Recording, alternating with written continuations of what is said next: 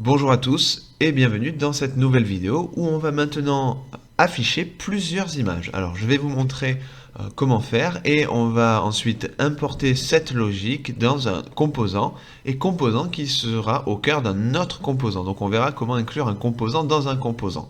Ça c'est une notion très importante. Donc en amont, pas de panique, au niveau du dossier public, j'ai rajouté des images, donc elles se situent ici, voilà, 3 images en plus, qui nous servira à être mappées. Donc on va boucler dessus et les afficher. Ça sera notre premier exercice.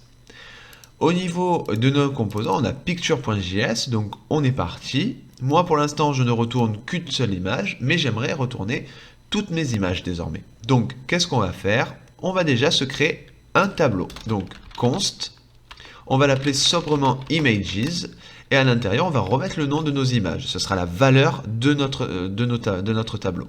Donc nord.jpg, nord-2.jpg, nord-3.jpg, et il me semble qu'il y en avait un dernier, nord-4.jpg. Donc je me retrouve avec ce tableau qui contient le nom en absolu de mes images, puisque c'est bien de ça dont j'ai besoin pour afficher ces dernières.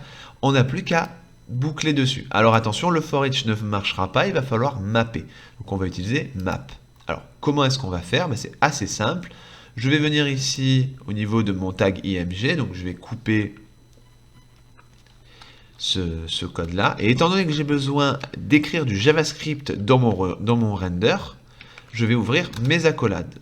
Et on est parti, on va récupérer notre tableau images et je vais mapper.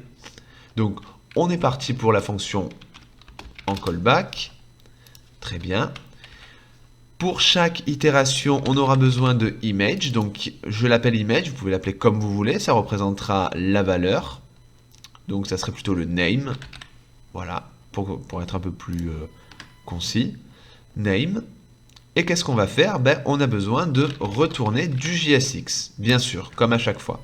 Et c'est à ce moment-là qu'on retourne notre tag. Attention, du coup, ça ne sera plus un seul et unique nom, mais ce sera plutôt entre accolades name. Voilà. Et maintenant, on est prêt à tester les choses. Donc je vais enregistrer et on va voir ce que ça donne.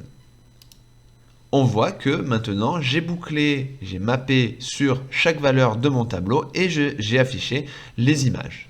Donc après, vous pouvez bien évidemment rajouter le style que vous voulez. Donc ce qu'on peut faire par exemple, c'est au niveau de cette div là, rajouter une classe avec class name. On peut mettre un flex, on peut mettre un items center et un justify between. Voilà. Et comme ça, on affiche nos images. Alors, c'est fonctionnel, mais je me retrouve avec une partie logique dans mon render. Donc, ce qui serait bien, ça serait d'isoler ça dans un composant fonctionnel. Composant fonctionnel qui sera à l'intérieur de notre composant principal Picture.js.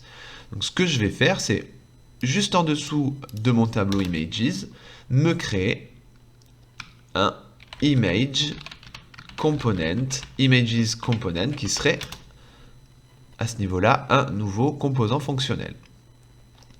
Et qu'est-ce qu'il ferait?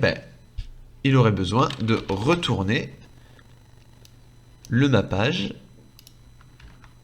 qui lui-même retourne du JSX. De cette façon.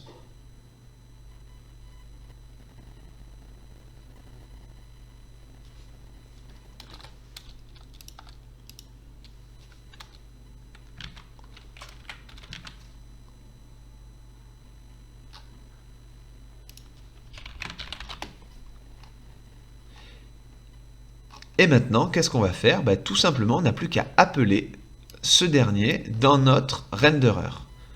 Donc, on va retirer ici les accolades. Et maintenant, on n'a plus qu'à appeler, alors je l'avais appelé Images Component et le self-closing tag.